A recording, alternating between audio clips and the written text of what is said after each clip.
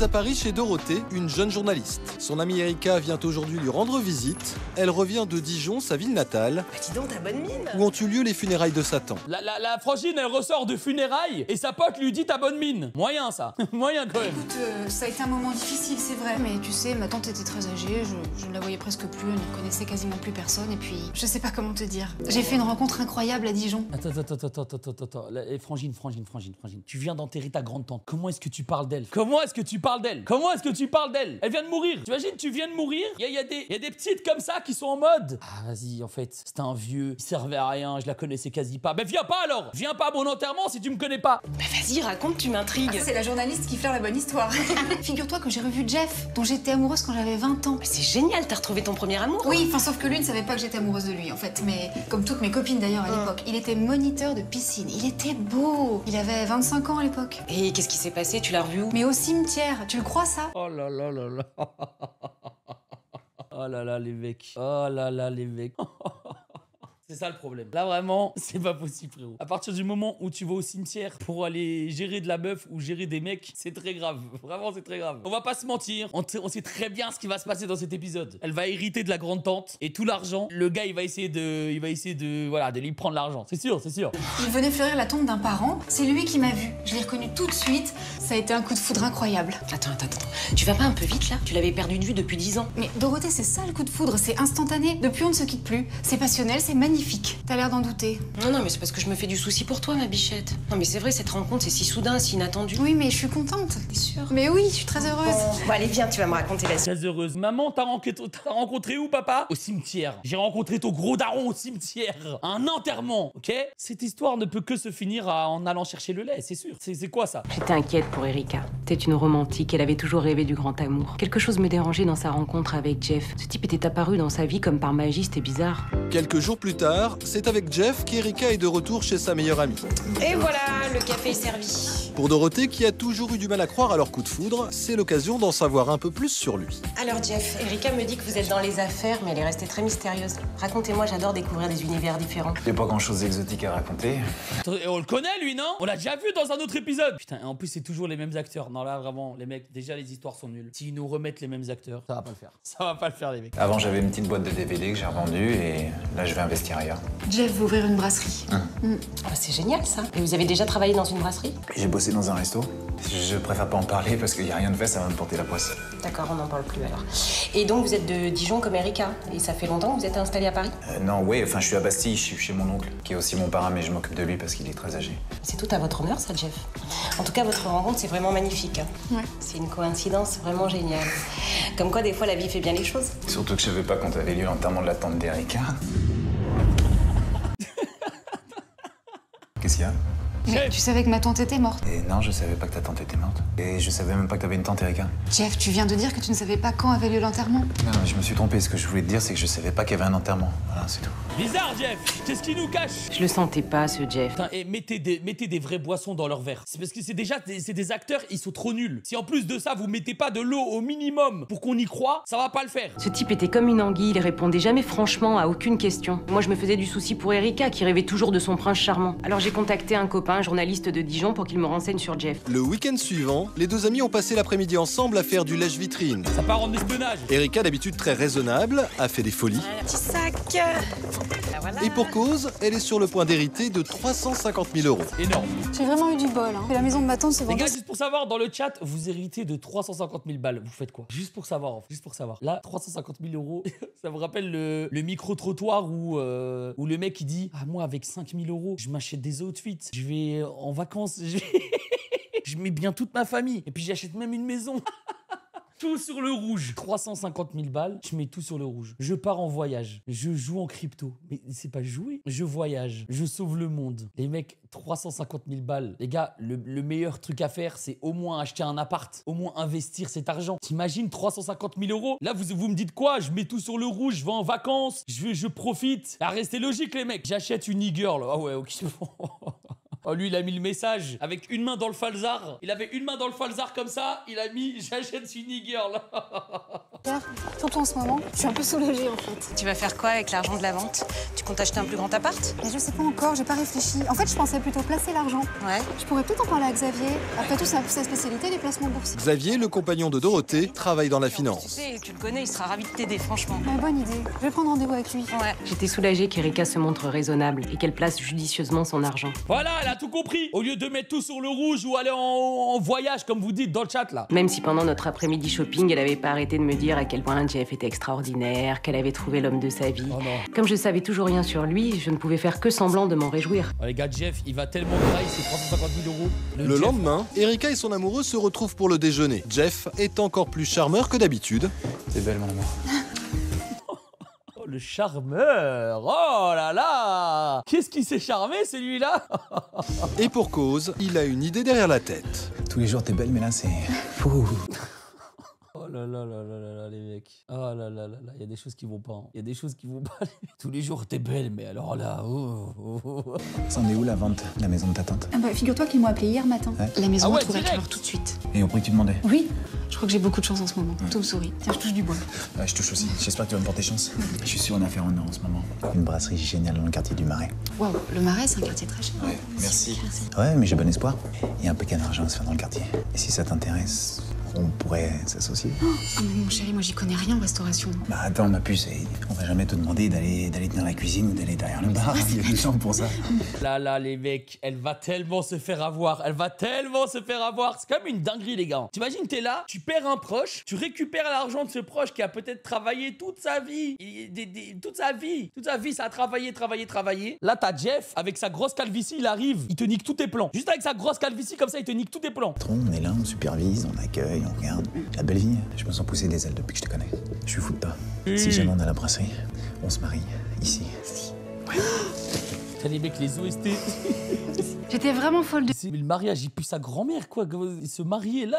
Mais on dirait, il lui a dit, on va se marier dans le Sahara, avec des chameaux qui vont faire la fête et danser. C'est quoi ça? L'endroit, il est pourri. Je ne m'étais jamais sentie aussi aimée, aussi heureuse. Je nageais dans le bonheur. C'était exactement le genre d'homme dont je rêvais. Un homme qui entreprenait des choses, qui allait de l'avant. Ça me plaisait bien, l'idée de quitter l'agence immobilière où je travaillais pour tenir une brasserie avec Jeff. Je trouvais ça génial. Oh là Je là m'y là voyais là, déjà. les gars. Et en fait, le problème, les mecs, c'est que si t'es amoureux dans la vie, t'es tellement dans la merde. Vraiment, en fait, si t'es amoureux... Alors, attention. Appel de Madame Lemed, elle me quitte. Attention. Ne me faites pas dire ce que je n'ai pas dit. Si t'es amoureux de la mauvaise personne dans ta vie, si t'es amoureux d'une personne qui est mauvaise et méchante et tout, t'es dans la merde. Vraiment, je vous jure. Et le pire, c'est que tu peux pas vraiment savoir avec qui tu vas tomber amoureux. Donc, c'est ça qui est horrible. Et la pauvre, elle va se faire berner. Une semaine est passée. Dorothée et Xavier, son fiancé, se baladent dans Paris. Au loin, à la terrasse d'un café, la jeune femme reconnaît un visage familier. Tiens, regarde, c'est Jeff là-bas en terrasse. Bah Jeff, le fiancé d'Erika. Ah oui, oui. Non mais franchement, avoue que le monde est petit, on vient jamais dans ce quartier. Pour une fois qu'on y passe, on tombe sur Jeff. Ah ouais. Et lui dire bonjour, je vais te le présenter. D'accord? Ah bah, ça remarque pas ton Jeff, hein. Ah Elle ouais! est toute jeune, elle a l'air d'avoir 20 ans de moins que lui. Dorothée et Xavier restent sans voix. Aucun doute possible. Jeff trompe Erika avec une autre femme. Enceinte en plus. Ouais, c'est là Ah ouais. Très enceinte, même, hein. Oh là là, Jeff Bezos. Ouais. Tiens, on va voir où elle va. Au début, je trouvais que Dorothée Ah, les était... gars, Jeff, ça se voit, c'est un gros porc. Ça se voit, c'est un gros porc, frère. Il a checké sa meuf. Après, il a maté son huc. J'ai vu, les gars. Il y a des regards qui sont durs à oublier. Trop méfiante par des formations professionnelles même. Quand j'ai vu ce Jeff avec cette gamine enceinte jusqu'aux dents, je me suis rendu compte que Dorothée avait raison. Ce type-là menait bien un double jeu et ça voulait dire qu'Erika avait un gros problème. Le Med, est-ce que Madame Le Med, c'est une œuf de I? Sérieusement, est-ce que tu te rends compte 2 minutes? Est-ce que t'as pris du recul sur le message que tu viens de mettre dans le chat, frérot? C'est une dinguerie, frère. C'est une dinguerie. La jeune femme qui vient d'embrasser Jeff est vendeuse dans un magasin près du café. Le couple l'a suivie. Dorothée décide d'entrer. Je peux vous aider? Oui. Ah, mais je vois que vous êtes enceinte. Je suis journaliste, ça vous embête si je vous pose quelques questions? Non. Non, sérieux? Mais frérot, mais personne ne t'arrête comme ça dans la rue. Ah bah je vois que vous êtes enceinte. Bah attendez, je suis journaliste, je vais vous poser quelques questions. Frère, moi je réponds à aucune question. Si ça m'arrête comme le rapport, mais il y a 0 rapport. Elle enquête mal. Allez-y, mais par rapport à quoi? Bah parce que je fais un article en fait sur les femmes qui sont enceintes. Dorothée trouve vite un subterfuge pour faire parler la jeune Alors, je vais femme, vous demander votre prénom. Ça part en micro-trottoir. Nadia. qui n'y voit que du feu. Ce que Nadia m'avait révélé, c'était épouvantable. Nadia, 20 ans. Le salaud de Jeff vivait dans un petit appart à côté de la boutique où elle travaillait. En fait, fait, c'était Nadia, le vieux parrain malade dont s'occupait Jeff. La petite n'avait que 20 ans, elle était enceinte de 6 mois. Je savais vraiment pas comment annoncer ça à Erika. Ça allait l'anéantir. Ça a l'air pas mal cette petite salade là. Dorothée est encore sous le choc de sa découverte. Lorsqu'Erika passe chez elle le lendemain, elle ne veut pas briser ses illusions sans preuve concrète. Non mais les gars, ça par contre je suis désolé mais c'est n'importe quoi. Moi par exemple, j'ai mon pote, ok? Mon pote il sort avec une meuf. Je croise cette meuf avec un autre gars au train de s'embrasser. J'attends même pas 10 minutes que j'appelle mon pote. Je n'attends même pas 10 minutes que j'appelle mon poteau pour lui dire. Pourquoi elle ne dit pas en fait? Pourquoi elle ne dit pas? Elle préfère attendre d'en savoir plus sur Jeff. Alors, t'as pris quelle disposition pour placer ton argent? Xavier m'a dit que tu l'avais toujours pas appelé. Bah non, je l'ai pas appelé parce que j'ai changé d'avis. Tu vois, Jeff veut ouvrir un restaurant et c'est un gros investissement, alors je vais m'associer avec lui et lui prêter l'argent nécessaire. Excuse-moi. Mais dis-lui! C'était la dis-lui cata, il direct. fallait absolument que je prévienne Erika. Bien sûr, j'aurais préféré avoir un peu plus de preuves, un dossier un peu plus fourni. Mais je pouvais plus attendre. Fallait absolument que je la prévienne avant qu'elle ne fasse une grosse bêtise.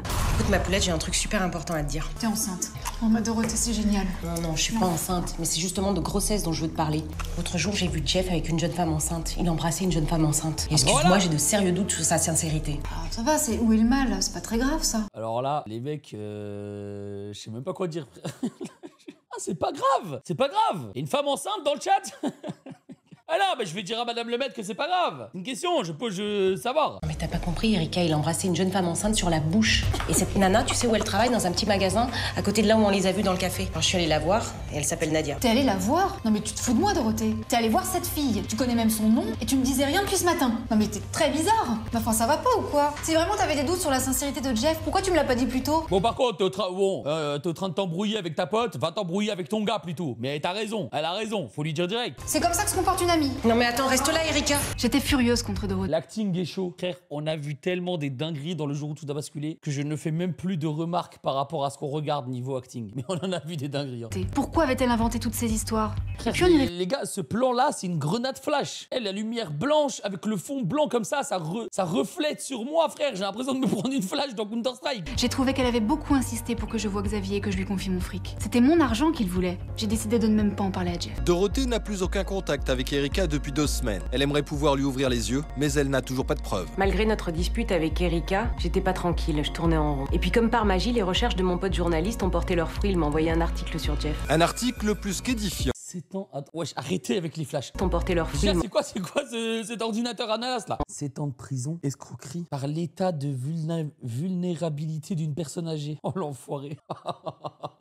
Oh l'enfoiré. N'en est pas à sa première arnaque. J'y croyais pas, il avait été... Ah, il est dans les grannies. Bah après, il a raison, les mecs. C'est vrai, hein. L'autre fois, vous m'avez dit, ouais, le mec, t'es dans les grannies. Ouais, bah ouais, frère, t'es là, tu gères une granise. Si elle a bien géré son argent, si elle a bien investi dans la crypto-monnaie. Les gars, il y a des grannies. Elles ont grave investi dans le bitcoin. Ça veut dire, le plan, c'est que tu trouves une petite granise qui a investi dans le bitcoin ou l'Ethereum, tout ça. Après, tu te mets avec elle. Après, t'as 4 ans à tirer. T'as 4 ans à tirer avec elle. Et puis après, tu récupères tous ces bitcoins. Faut bien récupérer l'adresse du wallet. Comme ça, en mode, tu peux récupérer tous les bitcoins et puis t'es bien, quoi. Les gars, c'est de la stratégie, hein. C'est juste une stratégie comme une autre. est condamné 7 ans auparavant pour vol aggravé. En fait, il avait écopé de 7 ans d'emprisonnement et d'une amende de 100 000 €. Car son Madame Lemed est une granise. Je sais pas si on peut dire que c'est une granise. Elle a 72 ans, quoi. Elle a 72 ans. C'est pas une granise. C'est une dame. escroquerie a été, je cite, facilitée par la vulnérabilité d'une personne âgée. En gros, il avait piqué toutes les économies d'une vieille dame. Je pouvais pas garder ça pour moi. Alors j'ai appelé Xavier et puis j'ai appelé Erika pour lui donner rendez-vous. Entre. Erika est toujours très en colère contre Dorothée, mais elle accepte tout de même de la rencontrer. Elle se méfie aussi de Xavier, encore persuadé qu'il en veut à son argent. Erika, C'est des jaloux de mon fils. C'est des jaloux. écoute là jusqu'au bout, je te le demande, c'est très important. Voilà, écoute, j'ai demandé à un pote journaliste de Dijon de faire une enquête sur Jeff. Il m'a envoyé cet article. C'était en 2004. C'est pas possible. Mais c'est lui qui a escroqué Madame Fournier. Tu la connais? Mais oui, c'était la meilleure amie de ma tante. Je m'en souviens très bien. Ma tante m'en avait parlé quand elle avait encore toute sa tête. Je suis mort, le gars, il est dans les killstreaks. Il a pris la meilleure amie de la tante. La tante, malheureusement, elle est morte. Il a pris la petite fille. Non, c'est un malade. Mais ce mec. quelle idiote j'ai été. Mais il savait très bien qui était ma tante. Et quand sa mort a été publiée dans le journal, il s'est intéressé à son unique héritière, moi. Quand Dorothée m'a ouvert les yeux sur la vraie nature de Jeff, j'ai cru que le ciel me tombait sur la tête. Ah, moi, je Tous comprends ces totalement. serments, toutes ces caresses, c'était de la comédie. Et vous voyez, Jeff, il est quoi? Jeff, il est quoi, les mecs? Origine de Jeff. Origine de Jeff. Origine, point d'interrogation. Donc voilà, maintenant... Ah, bah oui. Ah, je vous jure, vous êtes vraiment des bâtards dans le chat. Ah, maintenant, il y a une vraie question sociétale qui se pose. Ah, chérie, c'est pas grave. De toute façon, maintenant que tu sais tout, il pourra plus te faire de mal. Mais si, c'est trop tard. Les gars, moi j'ai jamais volé à part 2-3 fois. Donc moi, j'ai rien à voir. J'ai rien à voir. J'ai signé un contrat. Mais t'as pas fait ça, Erika? Non, elle a Si, j'ai signé. versé tout mon argent sur le compte. Elle a signé avec Webedia. Elle a signé avec Webedia. C'est foutu, les mecs. Elle a signé avec Webed. C'est fini. Il faut lui voler tout son argent. Mais si, c'est trop tard. J'ai signé un contrat. Mais t'as pas fait ça, Erika? Si, j'ai versé tout mon argent sur le compte de Jeff. Avec toi, le contrat? Oui, 350 balles. je voulais le poser au coffre ce matin. Bon les gars, Erika, par contre, on t'adore. Non, on déteste Erika, mais c'est complètement con de faire ça. Tu hérites de 350 000 € et tu envoies 350 000 € à un mec que tu connais à peine. Erika. Oh, c'est pas génial. Il y a même une clause comme quoi tu peux pas te rétracter. Oh, je vois. Ah, il a pensé à tout, hein, cette ordure. Jeff n'est pas obligé de rembourser l'argent si la société que vous venez de créer ne rapporte pas d'argent ou reste dormante. Erika, il peut se barrer avec l'argent et tu risques de tout perdre. Xavier ne peut pas se résoudre à laisser Erika dans un tel désarroi. Ah les mecs, je suis désolé, mais l'acting c'est quelque chose. Forcément un moyen de récupérer cet argent. Écoute, on a peut-être une solution. Il faut qu'on la tire dans un piège. On va monter une sorte de deal. On va lui expliquer qu'on a une affaire à lui proposer, que je suis dans la finance et que j'ai des informations que le grand public n'a pas et que ça peut lui rapporter de l'argent. Tu peux faire ça? Pendant tout l'après-midi, les trois amis vont élaborer une stratégie pour piéger Jeff. Tu donnes 350 000 €, tu dois signer un contrat, tu lis pas le contrat. Je suis désolé, mais c'est de sa faute. Au fur et à mesure, la colère a remplacé le chagrin. J'étais vraiment déterminée à me venger. Le lendemain soir, Dorothée et Xavier ont organisé un dîner comme si de rien n'était. Ça va, ma poulette? Bonsoir. Erika, ça va? Oui, ça va et toi? Ouais, ça va, merci. Jeff, Dorothée, vous Enchanté, bonsoir. Avec la complicité d'Erika, ils veulent tapater Jeff en abordant son sujet favori, l'argent. Xavier, il faut absolument que tu expliques à Jeff ce que tu fais exactement, j'en étais incapable. Tout ce que je sais, c'est que tu brasses d'énormes sommes d'argent. Oui, oui, c'est ça. Quelquefois, je suis moi-même effaré de jongler avec autant de millions d'euros ou de dollars, comme si c'était des ballons. Et alors, c'est quoi? C'est une boîte de placement boursier, hein? C'est ça? Vous êtes trader? Ah non, pas du tout. Je gère le portefeuille de plusieurs gros clients et il y a une équipe de traders qui travaille pour moi. J'ai tenu le coup pendant Ah, il tout a le repas, tellement mais j'étais d'argent. très angoissée. J'avais le cœur serré. Est-ce que Jeff allait tomber dans le panneau? Il a tellement d'argent. Excusez-moi, faut que je passe un coup de fil, c'est le boulot. Les gars, moi j'ai une question pour vous. C'est un tu préfères, ok? C'est un tu préfères. Tu préfères vivre toute ta vie, mais vraiment dans la hesse la plus totale. T'as pas d'argent, tu dois des milliers d'euros à l'État. Tu travailles tous les jours de 7h du matin à 20h. Tu rentres chez toi, t'es fatigué, t'as des dettes. Du début à la fin de ta vie, t'as que des dettes et t'es en manque d'argent. Mais tu vis avec une femme que t'aimes et t'as des enfants et ta famille, elle est trop bien. Juste, t'as des gros problèmes d'argent. Mais ça veut dire le frigo il est vide. Ça veut dire il n'y a pas de vacances, il n'y a rien. Ou alors tu te mets en couple avec une granise. Et en fait dans ta tête t'espères que dans 4-5 ans c'est fini. Sauf qu'en fait la granise c'est une granise suprême. Elle vit jusque 120 ans mais elle est multimillionnaire. Elle a des millions et des millions et des millions. Et toi tu te dis bah en vrai dans 4 ans elle va mourir. Mais en fait elle est là, elle s'accroche à la vie. Elle vit jusque 120 ans. Ça veut dire pendant 60 ans t'es avec elle. Donc est-ce que vous préférez être pauvre mais avec une famille que vous aimez, avoir des enfants, mais vous êtes vraiment dans une pauvreté horrible, ou alors vous préférez être avec la granise? Il y en a qui sont pas mal. Tu parles des granises? Ah, excusez-moi, faut que je passe un coup de fil, c'est le boulot. Il vous lâche pas, hein? Même la nuit. L'argent ne dort jamais. Ouais, je t'écoute. Tu ressembles à un mignon. Alors enculé frère. T'es sûr de ton info? Bah tu sais quoi, ça me va parce que d'habitude vous dites tous que je ressemble au méchant là dans les mignons. Quand la nouvelle sortira, ça va au moins tripler le prix en quelques heures, c'est énorme. Ok, on en parle demain, mais pas par téléphone. Comme Xavier l'espérait, Jeff a écouté toute sa conversation. Alors, des bonnes nouvelles? Oui, si j'arrive à bien la jouer, ce sera en effet une excellente nouvelle. Mais je vous demanderai d'être discret, j'ai pas l'habitude de mélanger travail et vie privée. Là, j'ai pas pu l'éviter. Y a pas de problème, non, je comprends. C'est excitant, hein, quand on flaire le gros coup comme ça. Un coup aussi juteux, c'est surtout très rare. Y a pas moyen d'en faire profiter des amis? T'as des amis proches comme Erika? C'est-à-dire que, vous savez, c'est très surveillé. Vous avez entendu parler du délit d'initié. C'est très sévèrement puni, alors... Mais Jeff, ça se voit, il veut. Ça se voit, il veut, frère. Il est trop cramé, ce con. Jeff, quelque chose, Erika veut partir sans prendre de dessert. Je suis désolée. Le plan est parfait. J'ai rendez-vous avec un client hyper tôt demain matin et Jeff doit traverser tout Paris pour rentrer chez lui. On y va. Eh ben, bonne nuit. Merci. Bon retour. Bonne nuit. Au revoir. Salut. Au revoir, merci. Bonne nuit. J'avais l'impression que Jeff avait marché. Je l'espérais car c'était le seul moyen pour que notre plan fonctionne. Mais on devait rester vigilant, jouer serré. Le lendemain, Erika donne rendez-vous à Jeff pour amorcer la deuxième phase du plan. Maintenant que le poisson est ferré, il faut agir vite. J'ai une bonne nouvelle. Dorothée a enfin convaincu Xavier de nous inclure dans le fameux gros coup boursier. Et j'en sais un peu plus. Elle a bien voulu me révéler quelques détails ultra confidentiels. Il s'agit d'acheter les actions d'un laboratoire qui sont très basses pour le moment, mais ce laboratoire est sur le point d'obtenir l'autorisation de sortie d'un médicament révolutionnaire. Oh la vache, c'est énorme ce truc. C'est quoi le nom du labo? Je ne sais pas ça, tu penses bien qu'elle me l'a pas dit. Quand l'information sera rendue publique, la valeur des actions de ce laboratoire va au moins tripler en quelques heures. On a rendez-vous demain soir chez Xavier et Dorothée pour finaliser. Surtout, n'oublie pas ton chéquier. Ah, je te jure que j'oublie pas celui-là. Bon, faut que j'aille ma puce. C'est énorme ce truc. Mais comment il tombe dans le panneau Et on se si retrouve rapidement, directement lui demain chez eux, ok? Les gars, ma mère, elle m'a toujours dit, quand l'argent est trop facile, c'est que c'est du mauvais argent. C'est qu'il y a une couille dans le pâté. C'est qu'il y a une vraie petite couille dans le pâté, les mecs. Je me sentais tellement humiliée par l'attitude de Jeff. Dès qu'il a appris la bonne nouvelle, il n'avait qu'une envie, c'était se barrer. Pour lui, je n'étais qu'une pompe à fric. C'était dur de voir qu'il n'avait absolument aucun sentiment pour moi. Heureusement, j'avais l'espoir de me venger. C'est ça qui m'aidait à tenir le coup. Ah là, elle a raison. C'est le grand jour. Les trois amis jouent gros. Si Jeff change d'avis et n'investit pas dans l'affaire montée de toutes pièces par Xavier, Erika risque de ne jamais revoir ses 350 000 euros. Bon, alors Jeff, vous savez que j'étais pas chaud pour vous inclure dans ce deal. J'ai accepté par amitié pour Erika, puis parce que Dorothée a beaucoup insisté. J'ai eu à l'usure en fait. Non, mais sérieusement, Jeff, ce qu'on s'apprête à faire est illégal. C'est puni par la loi et je risque gros. Faut absolument que votre rapport reste secret. On signera aucun papier, aucun contrat, même pas une reconnaissance de dette. J'investirai votre argent avec le mien et vous ne devez apparaître nulle part. Mais Xavier, il s'agit quand même de centaines de milliers d'euros. Je sais pas, on n'aura aucune preuve. Pour que l'affaire semble crédible, Erika feint d'être réticent. Je comprends ton hésitation, Erika, mais c'est le genre de deal qu'on doit faire les yeux fermés ou pas du tout. Bon, écoutez, je crois qu'on va s'arrêter là. Ça a été un moment très difficile. Pendant tout le temps qu'a duré la comédie, j'avais peur que Jeff ne s'aperçoive de quelque chose. Mais enfin, qu'est-ce qui te prend, Erika? Toi et Jeff, vous étiez d'accord et puis d'un coup, tu veux plus? Non, mais attends, qu'est-ce qu'il te prend là, Erika? C'est une affaire en or ce qu'il nous propose. Tu crois que ça va se reproduire deux fois, un truc comme ça? Je sais, mais... Si tu m'as prêté ton argent, c'est que tu me fais confiance. Mais oui. Là, il s'agit de tes meilleurs amis. Et en plus, ils investissent leur propre argent. Alors le bout de papier, on s'en fout, Erika. Non mais oui, t'as raison. Bien sûr. T'as Tu Jeff m'as qui se fait convaincu. berner. Ça, la rate de Jeff. Ouais. Bien sûr. Jeff est tombé dans le piège. Ça, c'est vrai, les gars. À l'époque, c'est tellement facile de faire des chèques. Tu pouvais faire des chèques avec des centaines de milliers d'euros. Tu t'écrivais juste un chèque, tu le donnais, c'était de l'argent. Les trois amis ont joué serré. Erika récupère son argent. Quand Jeff a fait le chèque, la tension qui me faisait tenir est tombée et j'avais juste envie de pleurer. Mais je ne pouvais pas me laisser aller. Alors, quand on est parti, j'ai prétexté un début de grippe et je suis rentrée chez moi toute seule. Gros, on dirait un Je me plan sentais à la soulagée. TK78 là. Humiliée aussi et triste. Voilà 2 jours qu'Erika a récupéré son argent. Comme elle s'est elle-même fait justice, elle a décidé de ne pas porter plainte contre Jeff. Ouais. C'est ce que tu croyais, hein? Tu croyais t'en sortir comme ça? Ils sont pas là tes potes, hein? Je te demande mon pognon, Erika. Ton pognon?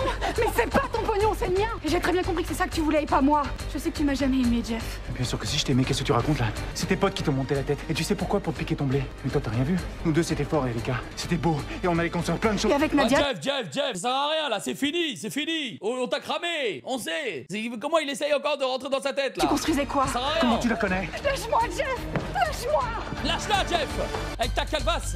Je ne pouvais plus le nier. Jeff était dangereux et il fallait le mettre hors d'état de nuire. Quand je l'ai vu menaçant à la limite de la violence, il ne me restait qu'une solution. Porter plainte. Elle aurait dû Jeff porter a- plainte à partir du moment où il lui avait volé 350 000 balles. Été arrêté. Avec 2 délits d'escroquerie à son actif, il est poursuivi pour récidive. Il risque de passer 15 ans derrière les barreaux. Wesh. Lorsqu'elle a découvert son vrai visage, Nadia, sa compagne, a décidé de le quitter. Non mais Nadia, on s'en fout, c'était même pas un personnage secondaire, frérot.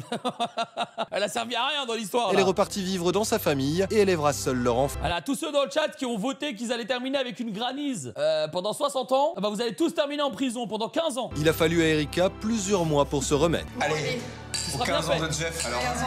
Aujourd'hui, elle va beaucoup mieux et cette histoire lui a servi de leçon. Elle pourra, quoi qu'il en soit, compter sur la vigilance de Dorothée et Xavier et sur leur indéfectible amitié. Putain, il a failli, et les gars, il a failli arnaquer plus de 350 000 euros quand même. Hein. Ah, même prière que Jeff, les gars. Même prière que Jeff. Il a tout compris.